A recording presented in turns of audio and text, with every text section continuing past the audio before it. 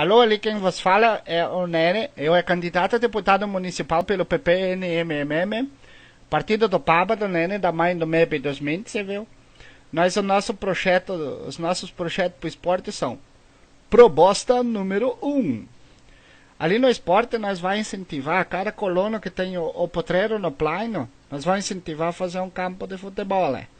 Tem direito a ter roseta, o gestrola para pisar trento, viu? E também cada colono vai ganhar um casalzinho de quero-quero para eles poderem dar os rasantes nos jogadores, para o jogador ficar mais ligeiro. Isso é para incentivar o futebol. Proposta número 2. E os colonos que tiver o potreiro no esperal, né, que as vacas têm que ficar meio penduradas, parece uma árvore de Natal cheia de enfeite. Nós vai patrolar para baixo uma estradinha. Só não sei como é que a patrola vai subir, mas vamos dar um jeito. Nós vamos patrolar uma estradinha para cima ali, para baixo.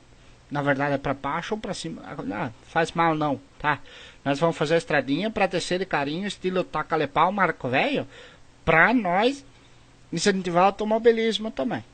Essas são nossas propostas para o esporte. Amanhã tem mais. Meu número...